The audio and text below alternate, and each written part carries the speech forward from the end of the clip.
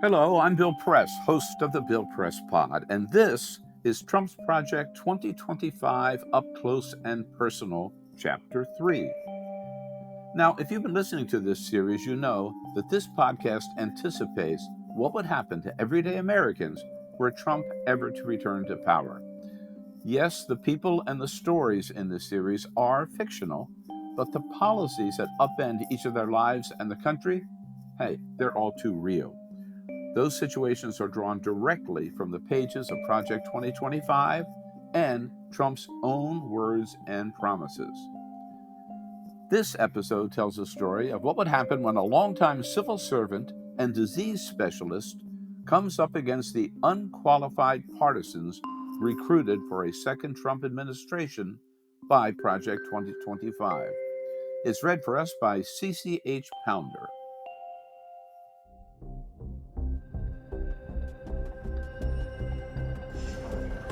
Chapter 3, Capital Monthly, Yvette Hardman by Rose Cunningham, Washington, D.C. You've got to be kidding me. The boyish, bleached blonde Chip Manson barked over the large rectangular table where a dozen people were sitting. Shut down the entire facility. No way in hell are we going to do that. You want to turn the whole country upside down? It was just the first of 10 recommendations Yvette Hardman planned to make at that meeting. And now a comms kid from the White House, who had no business running this meeting, was already throwing it back in her face. Yvette stole a quick glance to her right, towards the stately Dr. James Terekian, her only ally at the table, and the only other person qualified to be at the table before responding. 2 scientists, 2 civil servants, facing down whoever all these newcomers were. They'd gamed out their approach with some of the premier national experts on avian flu. Mr. Manson, she said calmly, patting several thick binders next to her, including the pandemic playbook. That step comes directly from the protocol that multiple White Houses have agreed to for years, going back to President Bush, at the first sign of multiple victims with severe respiratory distress. Excuse me? Manson yelled back, speckles of saliva hitting the table as his long, thin face turned beet red. Are you referring to that fucking playbook again?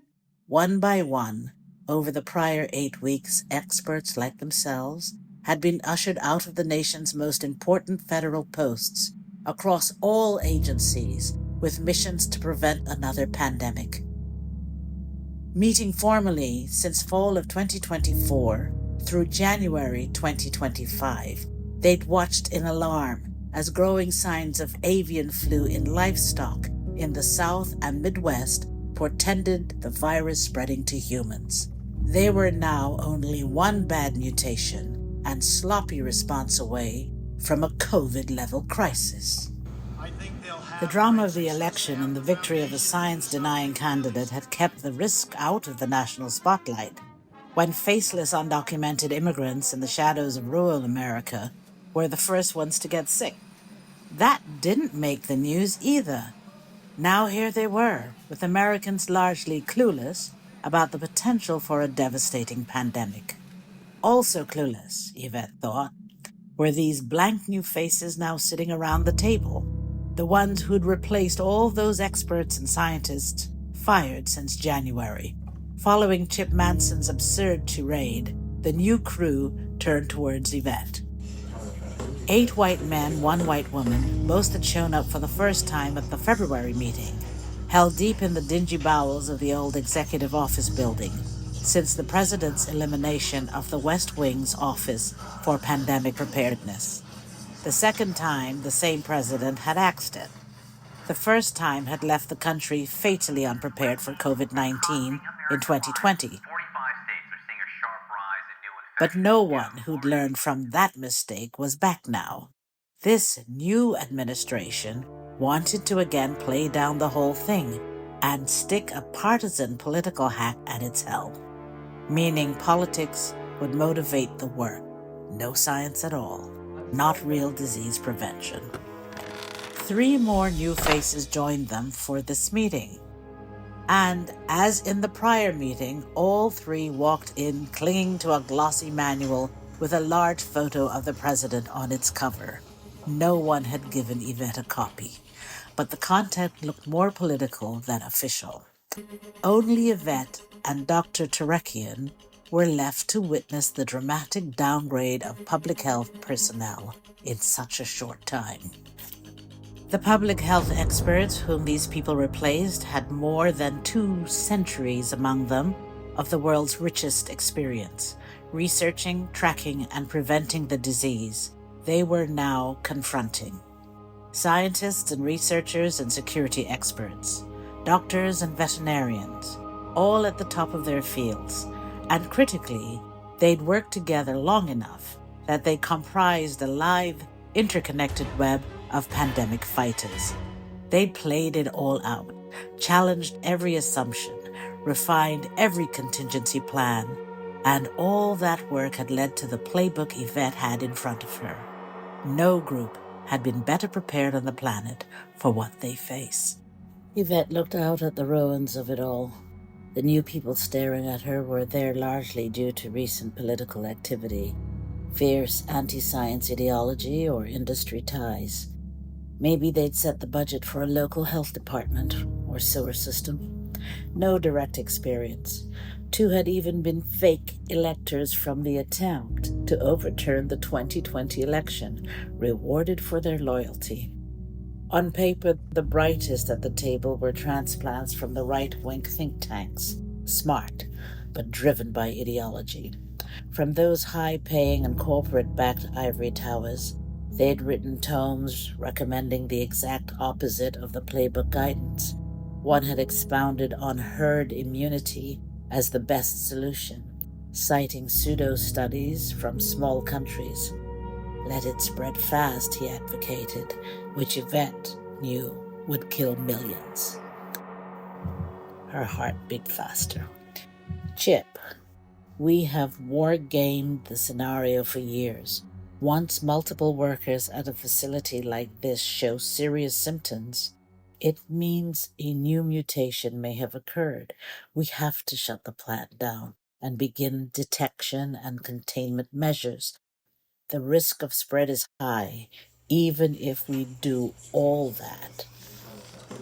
Like tennis spectators, those around the table swivel their heads back Chip's way. Science versus politics, politics versus science.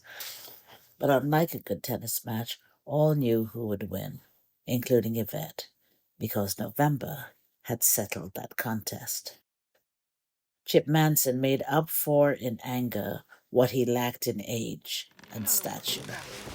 Couldn't have been older than mid-30s, skinny, his blonde hair thinning fast up both sides of his forehead. Eyes always seemed wide and red, a slick-talking political aide hired away from a Freedom Caucus House member. As young as he was, Chip had the one thing that counted these days in Washington. He was one of the president's closest confidants. That meant power. Raw, if intangible power. All of D.C., including the new people at that table, adhere to that power now, which meant no one talked back to Chip Manson. He slammed his open hand hard against the table. The minute you shut that place down, it's out. You not only piss off industry, but the press will run with this, panic starts, and prices go up. That screws the whole economy right when we're getting started. One of the newcomers, an oversized man in a crumpled suit with thick round glasses and bad brown toupee, leaned forward and cleared his throat. One of the think tank transplants. I talked to the plant's CEO this morning. He says they've got it handled. They'll isolate the sick workers. They're illegals anyway. So their families are down in Mexico or somewhere else. Sub in some others and keep going. The plant's in the middle of nowhere anyway. The massive facility was actually near New Philadelphia, Ohio, about an hour from Cleveland, where Yvette had grown up, obsessed with becoming a veterinarian. She never thought she'd be in a room like this, representing the zoonotic infectious disease section of the Centers for Disease Control, defending the health of millions against an invisible virus and men like this. Heads on the man's left and right nodded, as if the confident got it handled. Assurance solved the problem. Thank you, Dan. Very helpful to know. Thanks for showing some initiative. Chip turned back to Yvette. You okay with that? He asked in a tone suggesting there was only one right answer. As they'd agreed before the meeting, Dr. Terekian now spoke up. Sir, I'm afraid that won't work. There are already more workers sick than we know. This strain can incubate for up to 2 weeks without symptoms. And, as you say, these are immigrants. They bunk in overcrowded dormitories and drive to the plant packed 8 to 10 per vehicle. Out of fear, even after showing symptoms, most will hesitate to come forward. But the real problem is the meat itself. Those workers getting sick means that the plant is unsafe, and wherever that plant ships, its meat risks spreading it wider. It's a large-scale operation, which Dr. Hardman documents in her written presentation. As dramatic as it may feel, her recommendation is the correct one, and only the first of many. No one but Chip and Dan from the think tank even looked at Terekian. These people were still high on the election win, arrogant, geared up for political fights, defying and standing up to the deep state of scientists and experts in the government. They won promising to do just that, which meant science and expertise had lost, and Yvette knew they certainly weren't there to listen to the recommendations from an African-American woman with long, braided cornrows, even if the silver cross she wore every day earned a quick, curious glance. They'd always return their gaze to her hair. A major goal of the president was to eliminate DEI from all federal agencies. So, Yvette knew that when these people looked her way, all they saw was DEI. Chip cleared his throat. Terekian had thrown enough in that it simply couldn't be dismissed.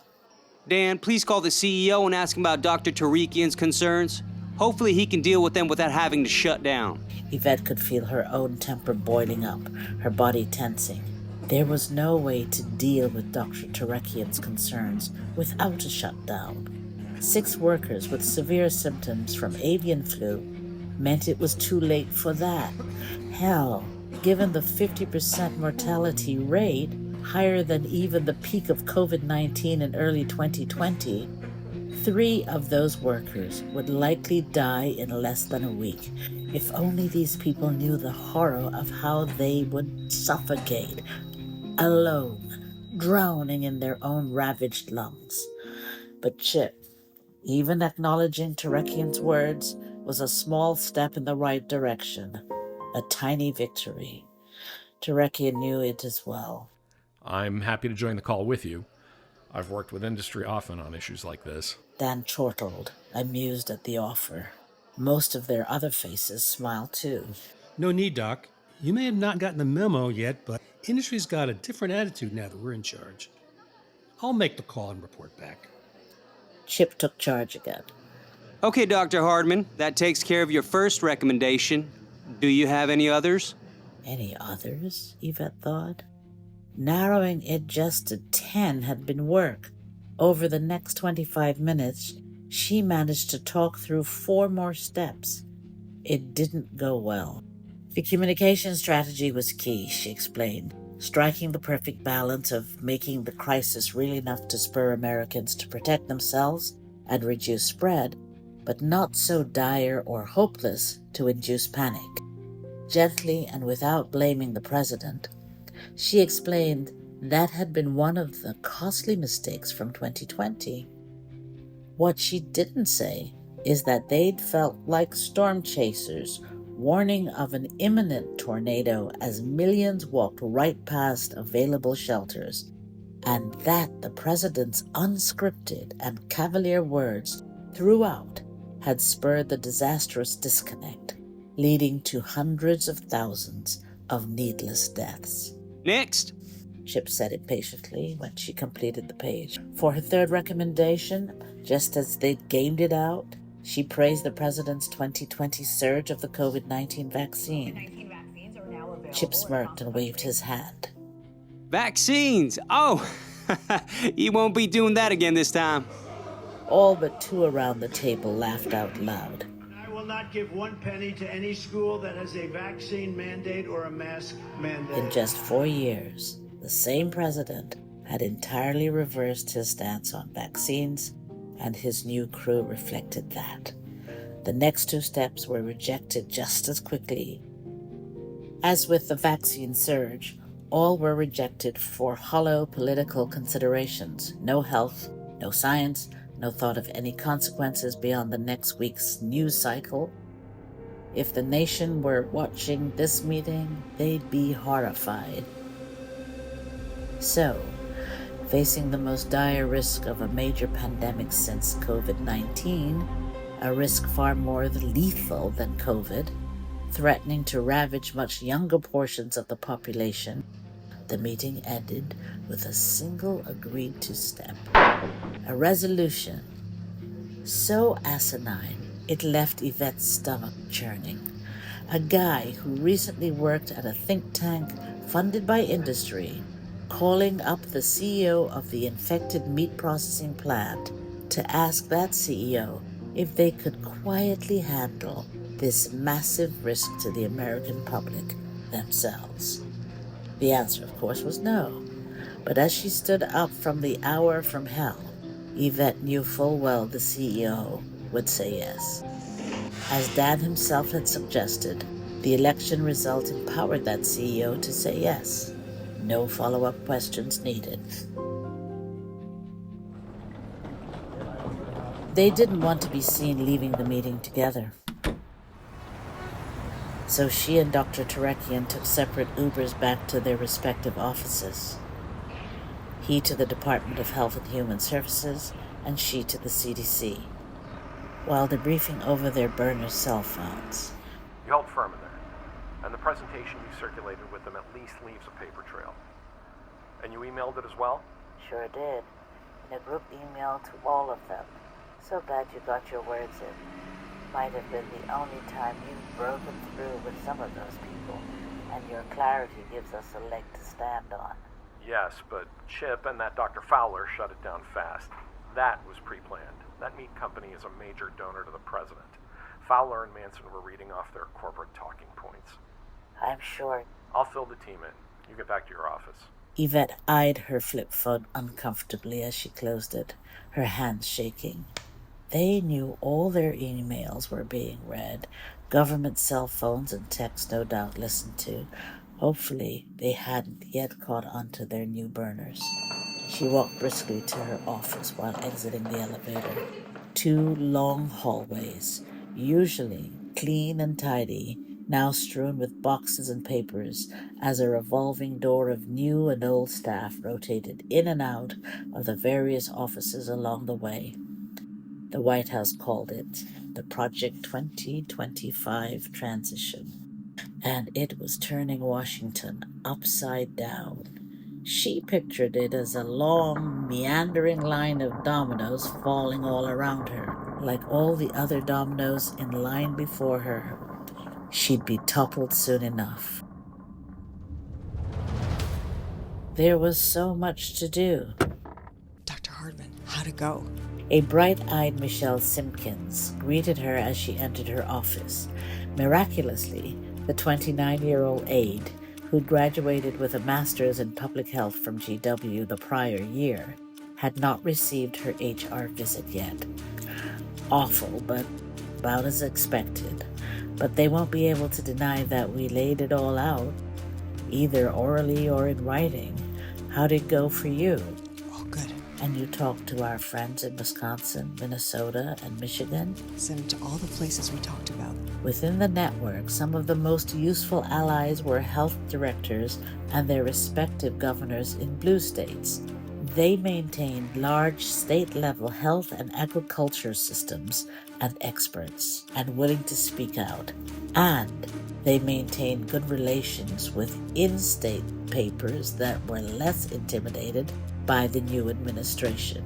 They said they'll leak it to their largest newspapers by close of business today. They expect it to hit the websites by 8 and to be on the front page of both newspapers by tomorrow morning. Perfect.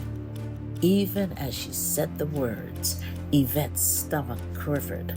Leaking information like this was the opposite of the care and confidentiality with which she treated pandemic-related challenges over the years. It defied her instincts of trying to address crises without causing public panic.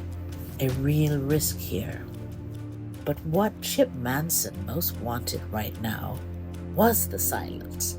America and its press corps, being in the dark, allowed the president to steer the federal government into a wildly reckless direction.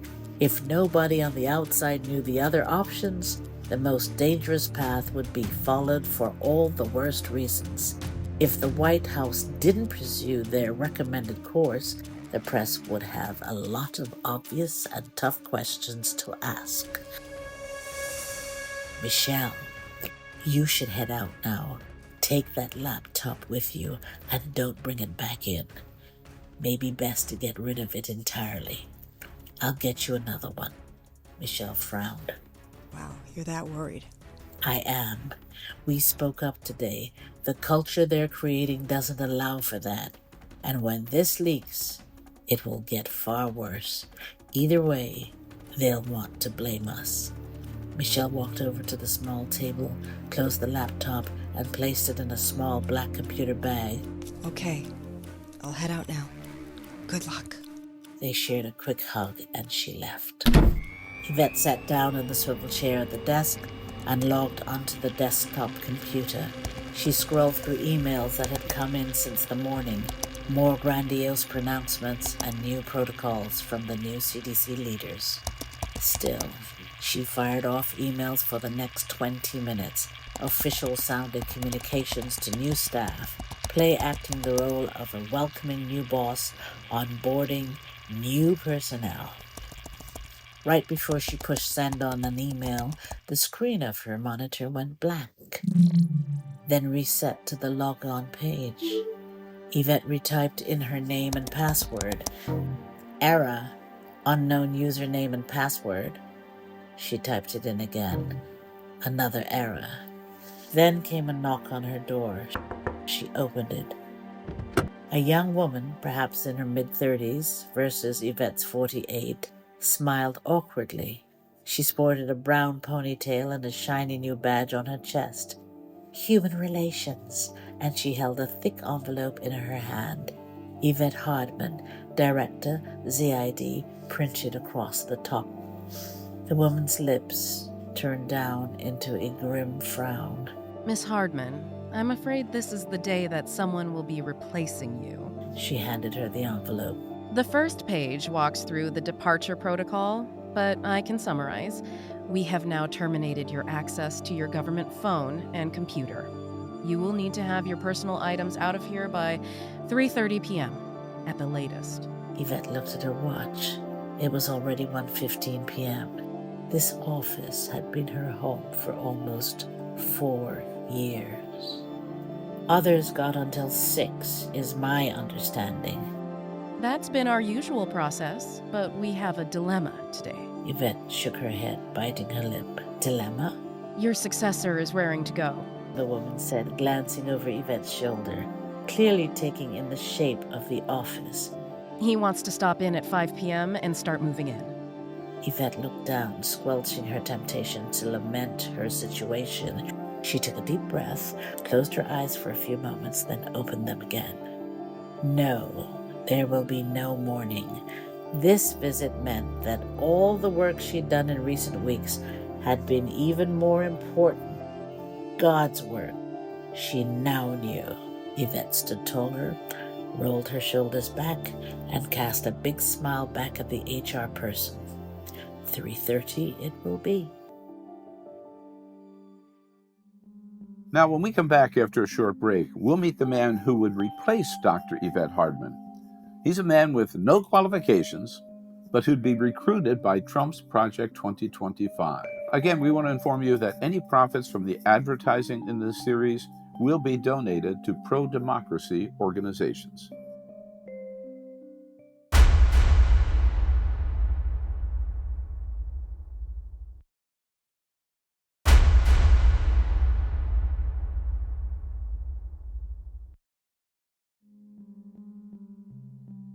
And now stay tuned after the episode when the author, David Pepper, ties each of the story elements back to specific references in Project 2025 and Trump's own words. Hey, by the way, speaking of Trump's own words, he's repeatedly called for journalists who criticize him to be jailed. So it's not a stretch to see that the editor of our fictional magazine, Capital Monthly, takes steps to somehow discover the other side of the horrific stories that Rose Cunningham has already reported. This editorial change is documented by the new reporter he's assigned to the story, Calvin Stegman. The rest of Chapter 3 tells the story of JJ Newsom, the kind of guy who'd be recruited by Project 2025 to serve in a second Trump administration.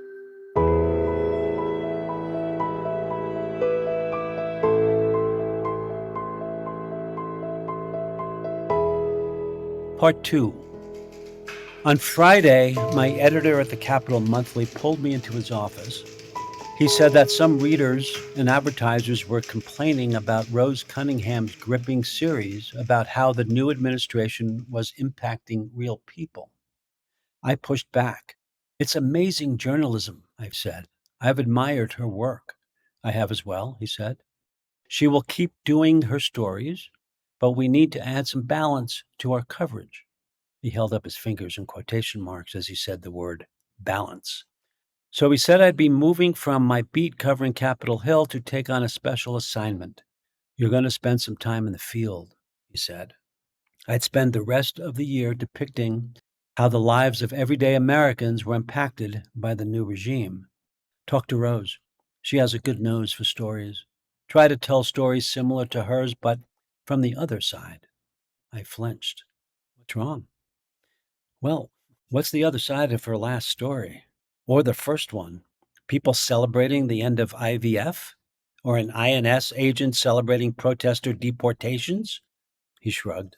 Just come up with something. Her story will be the main story, but yours will be the balance. Be creative. Give the other side's view, and, of course, tell the truth. I shrugged. Sounded absurd. But I also knew the pressure he was under. Crowds were chanting fake news all over America because of stories like Rose's. The president himself was livid. Businesses were being pressured to pull advertising from those who weren't treating the president favorably. A few cameramen had been beaten up at his recent speeches. Rose had received death threats. And because of her stories, the Capital Monthly was clearly on the president's list of fake news. Okay, I said, I'll do my best. I gave Rose a call.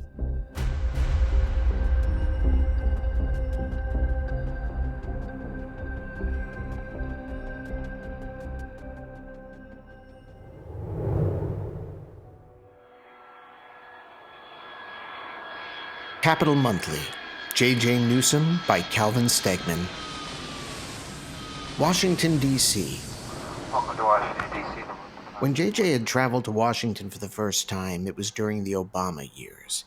He remembered glowering at the storied monuments and government buildings. His blood had boiled knowing that hostile forces occupied those hallowed halls built by real Americans, meant to be led by real Americans. Then, he could hardly stomach the thought that the nation's capital was in those corrupt hands, the hands of people who used the power of the government to advance dark values that offended every principle he believed in. But today, for the first time in 4 years, America was America again. A chill of excitement ran down JJ's spine. Pride. His heart beat fast. Outside of a fierce temper that could erupt at his worst moments, he had never been an emotional man. But a tear ran down his cheek as they pulled up to the gate.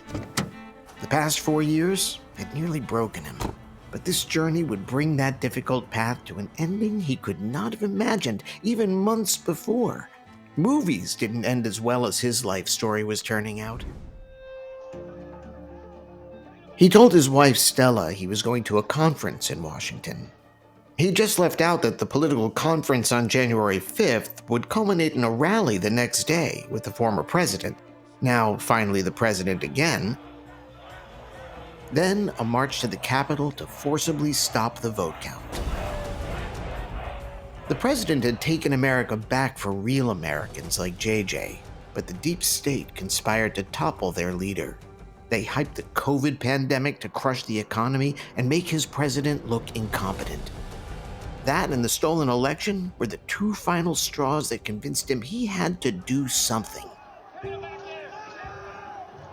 So JJ stood back and stood by, just as the president asked. But I think right here, we're going to walk down to the Capitol. And when the president urged them all to march up to the Capitol, both in the days leading up to January 6th and again during that fiery speech on the ellipse, JJ had charged up that hill with more gusto than he had on any Iraq battlefield years before. The rest of that day was a blur. But one too many cell phone pics and security cameras had caught him on tape, beating a Capitol Hill police officer with his own baton. The videos looked bad. The rage on his face, inflamed eyes snarl across his lips. And they captured all 23 times he'd swung at the cop, and that some of the blows had strayed above his legs. Yes, it looked bad, and the feds quickly tracked him down in Missouri. JJ tried to tell them that he wasn't trying to kill the young cop, just knocking him down, keeping him from obstructing the rest of the crowd from entering the building. They arrested him anyway.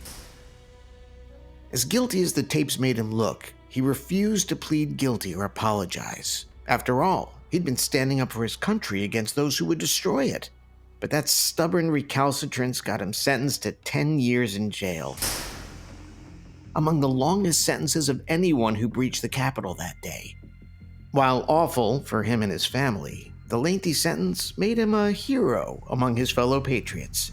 Admiring tweets, texts, and emails flooded in, encouraging him to stand strong. Honey, I'm in the Uber, heading in.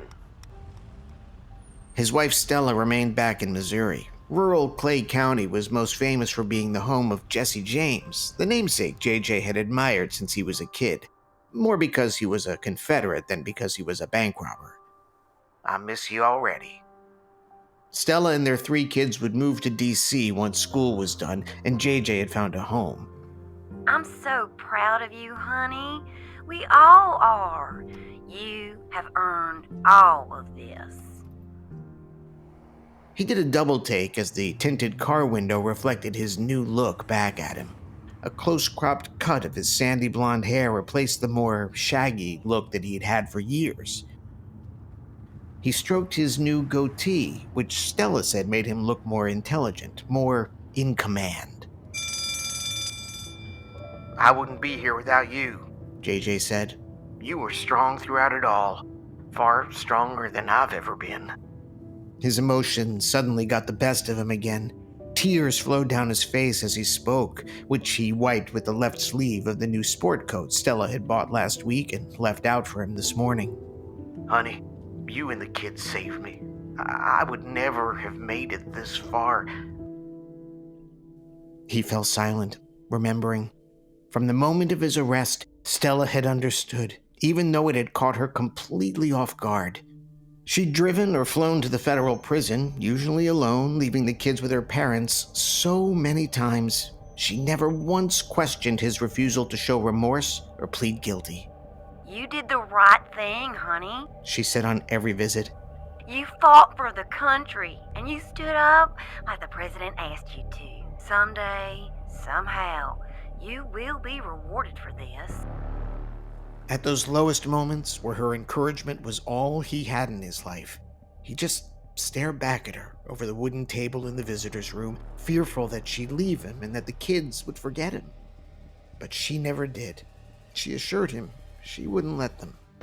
The kids are so proud of you. They tell their friends you're just like Jesse James, willing to fight for the right cause. No words could have lifted him more than those. They kept him going through the hell of that prison, separated from his family, until the first of 2 phone calls that changed his life. As the Uber crossed Memorial Bridge with the white marble of the Lincoln Memorial directly in front of him, JJ remembered that first phone call late last year Every word spoken would stick with him for the rest of his life. It was from his brother, Jasper. He too had stormed the Capitol, but was smart enough not to have attacked a cop with cameras rolling. While he'd pled out and served 1 year for his actions, he'd been advocating for his brother ever since. They joked that he was Frank James to JJ's Jesse. We just got the call, He'd said over the prison phone, the joy in his voice contrasting with JJ's somber mood. It was the 3rd anniversary of the guilty verdict. Call from? Jesse asked. The transition team, of course. It's a long list. Almost everyone made it, you included. Amnesty? For all of us? You got it, brother. You will be out by the end of the day. Stella's on her way to get you. And that was the first time JJ had cried since he was a kid. Stella was there by 5 p.m., and he was back in Clay County the next day. He celebrated Christmas with his family 2 weeks later. But it was the call just after New Year that caught him truly off guard. It was from Blake Fallows, the leader of the group that organized the conference that had led to their storming the Capitol. Blake, too, had been sentenced and pardoned and had kept close ties to the president's people. JJ, they want you, dude.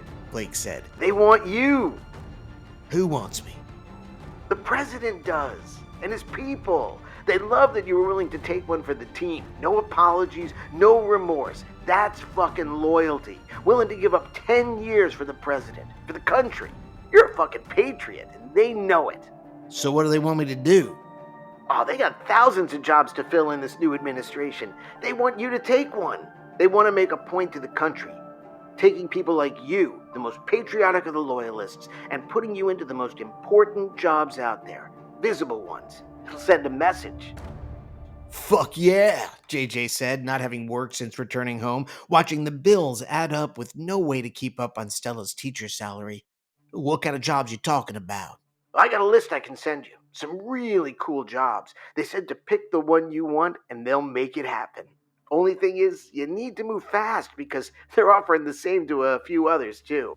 Partly because of his temper, JJ had never been great at steady work. After being discharged from the army, he'd worked his uncle's farm, and then he'd signed up for police training, spent time as a village cop, then transferred over to the Clay County Sheriff's Department. Too many complaints led to a transfer to probation, where he served as an officer, but he hated that. So eventually he got a job as staffer in the county's health department, dealing with a wide variety of issues. He never was very good at it, as any look at his file would attest, but paid the bills, got him out of the office most days, and didn't take a ton of work. So he did it for a number of years, moved his way up to managing 3 other staffers. When Stella typed up all he'd done on a resume, they were pleased at how good they could make it all look.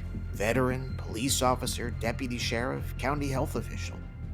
I'd hire you, Blake joked, even if under the surface, JJ hadn't done much good since his days in Iraq. And truth be told, he even had a criminal record before January 6th, something he confessed to Blake. That damn temper getting the best of him every so often. They don't give a shit, JJ. They want you. I'm telling you, you're gonna land something real top-notch. You proved yourself more than almost anyone. And Blake, as usual, had been right. A job with more power than JJ ever could have imagined. Once word came down of his posting, he'd done his best to study up on all the new things the job required. Some big-name DC organizations sent him a ton of background materials, including training videos. Stella had always been the better student, so she hunted down articles online so they could learn even more. His 16-year-old son also pitched in. He read it all. But he had to admit, as he did to Stella a few weeks back, a lot of what they'd sent him went over his head. The stuff that dealt more with science. He never liked science much, nor was he good at it. The health department job may have sounded like health and science, but was more about dealing with complaints like long grass at junkyard. Don't worry, honey. They wouldn't put you there if you weren't up to it. Then she flashed that cat-like troublemaking smile he loved so much. Fake it till you make it. He laughed out loud. That had always been one of his favorite sayings. Once in the heart of DC, JJ soaked it all in. They drove around the Lincoln Memorial, up the mall, past the World War II Memorial. They passed the Ellipse, the place where they'd launched their charge to the Capitol, which had led to prison. It looked so bland now, compared to when the president had fired them all up with that patriotic speech. And if you don't fight like hell, you're not going to have a country anymore. A rush of adrenaline pulsed through him even now. Estella assured him over all those years, his actions that day would someday be rewarded. Today was that day. He nodded, satisfied, like a veteran observing a battlefield where he'd earned glory years before. Minutes later, the Uber stopped. "Here you go, sir. You here to take one of the new jobs?" "Sure am," JJ said proudly. "Oh, I've met so many of you lately. We're gonna save our country." The driver eyed JJ through the rearview mirror. The two made eye contact for a split second, but the driver said nothing. No surprise, JJ thought. The guy had some kind of accent you'd never hear back in Clay County. JJ stepped out of the car and walked into the impressive modern building before him. He stared up at the sign at the entrance, took out his camera, snapped a selfie. "From Clay County to Washington, D.C., he texted Stella. "We did it." We sure did. She texted back right away. You did it. It was 4:59 p.m. He'd never been punctual in past jobs, often cutting corners on both ends of the workday. But now that he'd be in charge, he wanted to send a message from the first day he showed up. The boss has to set the tone. As the elevator door slid open, he stood straight, lifting his shoulders up and puffing his chest out. He'd worked out all through prison and since returning home. Staying fit was another important trait he planned to emphasize. He would again lead by example. A young, pretty blonde with a badge that said Human Relations on it greeted him. In her hand was an envelope. The words JJ Newsom, Director, ZID appeared across the top. ZID? He did a double take. Then he figured out it was the acronym for his new department, Zoologic Infectious Diseases. He hadn't seen it presented that way before. She greeted him with a big smile, handing him the thick envelope as she spoke. Welcome, Director Newsom. Right on time. "I trust that's the norm around here," he said seriously. "Fake it till you make it," as Stella said. I'm sure it will be now. Already an improvement. They walked down 2 long corridors, a number of staff members watching him stroll past through open doors. We are so excited to have you starting today. Some are so excited they waited to say hello. Not only did these folks look happy to see him, some looked familiar to him. Clearly from the list Blake had sent to the White House, and from the group that had gathered on January 5th, which they'd now disbanded. Who needed an outside group when you're on the inside? They were better dressed than the last time he saw them. Clean-shaven, too. Several reached out to shake his hand as he walked by. "Excited to have you here, sir," one heavy-set man said in a deep voice. "Damn proud to work for a patriot like you." Thank you," JJ said. We'll get this place turned around fast." No one had ever talked to him that way back in Clay County, even when he'd managed 3 health workers. Now, JJ felt like a general inspecting his troops. Fake it till you make it. Stella was right. It was working. JJ lengthened his stride, feeling more confident already. At the end of the hallway, they reached a wooden door with a nameplate on the side. Jesse J. Newsom, Director. Director. The young woman waved a card past a keypad just under the nameplate. After a click and the quick flash of a green light, she pushed the door open. Here you go, she said as they walked in, then turned the lights on. His eyes opened wide as he scanned around. He bit down on the smile that was forming. It was a bigger, fancier office than any he'd seen in all of Clay County. Bigger than the commissioner's. A corner one, too, with large windows on one side. He'd never had windows before, or a view. The young woman winced at him almost apologetically. Dr. Hardman didn't clear out until 3:30, but we worked hard to clean it up for you. He nodded his approval. It'll do just fine. He sat down behind the gleaming desk. He leaned back, swiveled the chair around, and lifted his legs onto the desk. Angling his phone just right, he took a selfie that captured both the wide grin on his face and the new leather boots resting on the desktop. Boots Stella had bought him to celebrate the new job, their new life. He laughed out loud at the photo and then sent it to Stella with a short text. Made it. Now, while the stories in this episode are over, we're not done with Trump's Project 2025. In a moment, the author, David Pepper, will tie the specific policies in Project 2025 and Trump's own words that'll lead to this tragic loss of expertise in our government. But first, the next episode of Trump's Project 2025, Up Close and Personal, predicts the disaster facing American children and their parents when Trump's repeated promise to defund schools with vaccine mandates goes into effect in a second term. Donald Trump has promised over and over that any school with a vaccine mandate will get no federal funds. In this, Trump is completely aligned with Project 2025, which would also prohibit vaccine mandates in public schools. In the next episode of Trump's Project 2025, Up Close and Personal, the story of how a Denver school nurse, Stephanie Morris, would have to deal with parents who refuse to vaccinate their children. Can I ask you what you know about measles and the vaccine? Steph would ask, mentioning a disease she thought parents would want to hear about. Oh, don't start with me, lady. One father said, slumping back in his chair. Is this the part where you try to convince us to stick our kids with your poison? Move on, ma'am. We're not here for a lecture from you. Our president said we could come here without vaccines, and that's what we're doing. A few plunged down the rabbit hole of anti-vaccination propaganda they'd been fed somewhere. Steph listened politely to a wide variety of wild theories, maintaining a poker face as they went on. Nothing was going to change their minds. For those that didn't push back on her short measles explanation, she'd proceed to other maladies. But parents' patience ran out within minutes. Listen, we are not going to do vaccines. Never have, never will.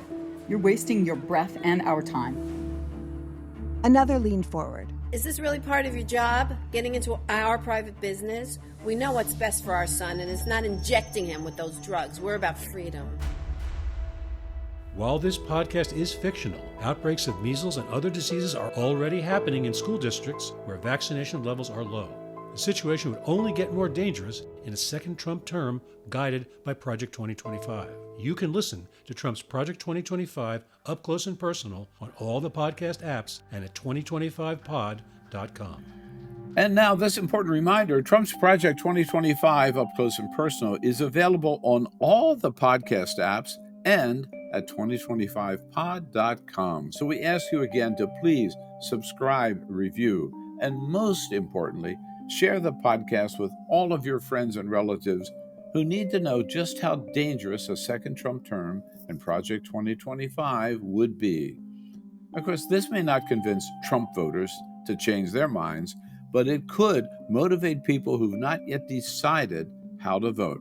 And those are the people who could make the difference on November 5. So author David Pepper lays out the connections between our stories and the very real Project 2025.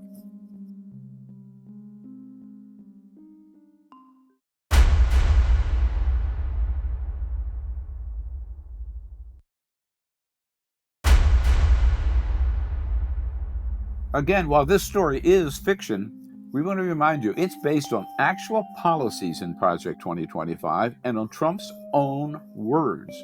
Here is author David Pepper with the specific references to both. Chapter 3, Author's Note by David Pepper. Both Trump and Project 2025 are crystal clear that the first move of their right-wing takeover of American government would be the displacement of tens of thousands of nonpartisan civil servants with political and personal loyalists.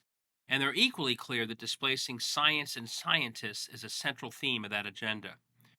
Project 2025's opening pages explain that its overall success requires a, quote, trained and committed cadre of personnel to implement, end quote, the overall plan. That's on page 13 of the introduction. Quote, our goal is to assemble an army of aligned, vetted, trained, and prepared conservatives to go to work on day one to deconstruct the administrative state, end quote. That's on page 14.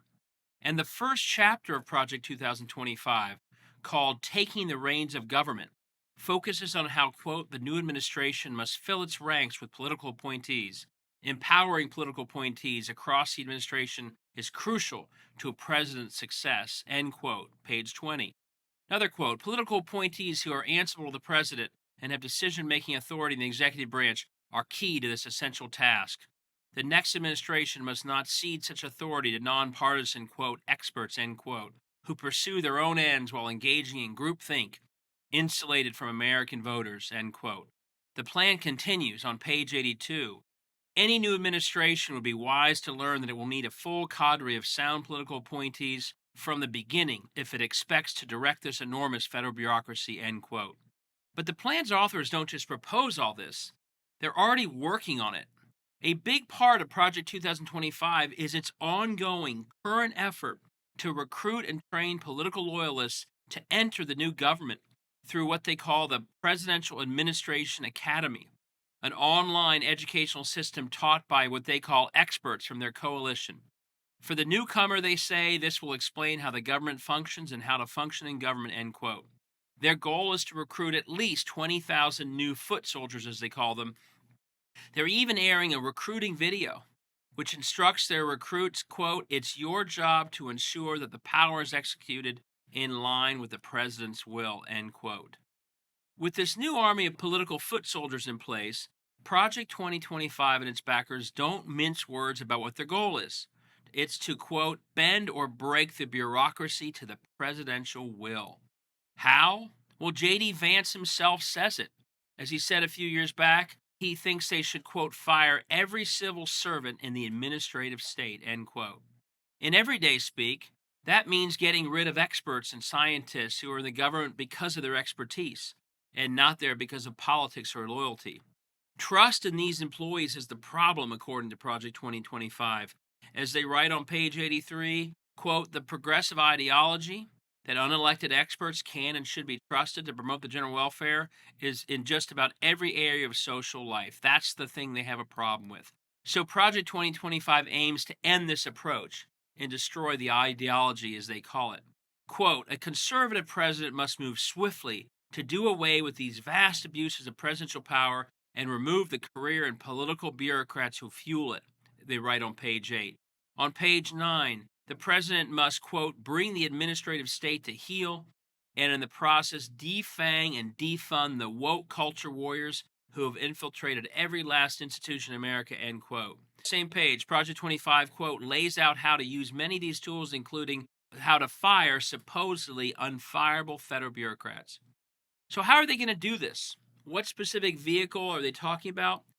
They call it Schedule F, and this is where the administration is, quote, to prepare lists of such confidential, policy-determining, policy-making, or policy-advocating positions and prepare procedures to create exceptions from civil service rules when careerists hold such positions. That's on page 80 again. So this is the way that they'll fire people who in the past could not be fired from these positions to ultimately replace them by their loyalists. By the way, Trump tried this toward the end of his presidency. He actually, in 2020, put this into place, but Biden won and rescinded the order before it could take effect. So one thing you should pay attention to, whenever Trump tries to deny that Project 2025 somehow has anything to do with him, as in this example, often what Project 2025 is saying to do is actually do what he already did once, but that Biden rescinded. This is an example of that. Again, Trump tried to do this as president. He put into place, but it was too late. Biden rescinded it. So in this case, Project 2025 is simply trying to redo something that he already tried once. It's directly tied to him. When he tries to run away from Project 2025, it's yet another lie. Currently, there are around 4,000 political appointees in the federal government. Project 2025 aims to bring that number to at least 50,000. But as one article states, this is, quote, probably a floor rather than a ceiling, which will ultimately be determined by a highly politicized leadership that might want a clean house. They are stating, as another article says, they are stating unequivocally that federal employees must give their loyalty to the president and that he or she should be able to remove anyone insufficiently devoted to the cause. Now, this chapter focused a lot on science. And amid this overall politicization of the federal workforce, both Project 2025 and Trump himself have made clear that they are targeting scientists, health experts, and yes, even the pandemic prevention experts that Chapter 3 dealt with. The CDC, Project 2025 explains on page 452, is, quote, perhaps the most incompetent and arrogant agency in the federal government, and, quote, should be split into two separate entities, end quote. Project 2025 mandates that the CDC should go beyond health risk assessments in its recommendations into some type of quasi-religious balancing of interests. Here's what the plan says on page 453. Brace yourselves. It's really over the top. Quote, for example, how much risk mitigation is worth the price of shutting down churches on the holiest day of the Christian calendar and far beyond as happened in 2020? What is the proper balance of lives saved versus souls saved? So they literally want the CDC to weigh religious interests against health interests. Next, and the CDC should not make recommendations, according to Project 2025, on how Americans can keep themselves healthy and safe. Quote, by statute or regulation, CDC guidance must be prohibited from taking on a prescriptive character. For example, never again should CDC officials, this is a quote from Project 2025, never again should CDC officials be allowed to say in their official capacity that school children should be masked or vaccinated or prohibited from learning in a school building. Such decisions should be left to parents and medical providers. We have learned that when the CDC says what people should do, it readily becomes a, quote, must, end quote, backed by severe punishments, including criminal penalties. CDC should report on the risks and effectiveness of infectious disease mitigation measures dispassionately and leave the should and must policy calls to politically accountable parties. That's all on page 454. So you're hearing that right. The CDC should no longer make recommendations. We should leave it, in this case, to Donald Trump to make those recommendations, and the experts shouldn't tell us what they think makes sense to be healthy or safe. Obviously, that makes no sense at all. How's that sound in the midst of a pandemic, by the way?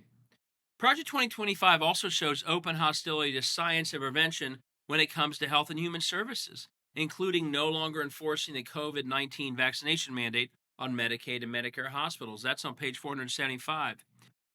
Chapter 3 emphasized the importance of agricultural scientists in pandemic prevention. In his first term, Trump decimated those very aspects of the Department of Agriculture, proposing to slash them, then shipping them far from Washington. As one expert explained, the impact was devastating.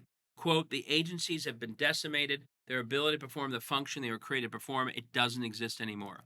This was part of the broader trend of, quote, a hostility in the Trump administration towards science, and if you were a federal employee in a science agency, that was the double whammy.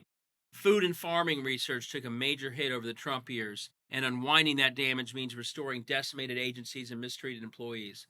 Finally, Trump has already announced that he will, quote, disband the Office of Pandemic Preparedness and Response Policy. What has that office been dealing with most recently?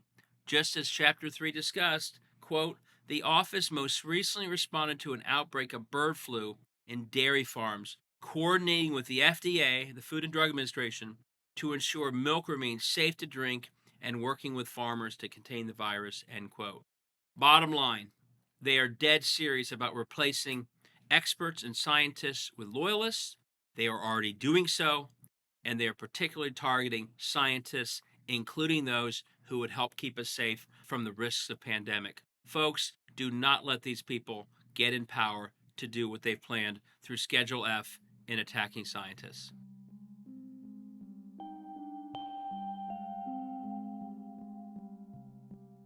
And a reminder, Trump's Project 2025 Up Close and Personal is available on all the podcast apps and at 2025pod.com. Now, we'd like to thank all the artists who volunteered their time to produce this episode. CCH Pounder, Richard Schiff, and Jason Kravitz, who read the chapters, and Omid Abtai, Tom Nichols, Laurie Burke, and Joanne Carducci, who did the voices.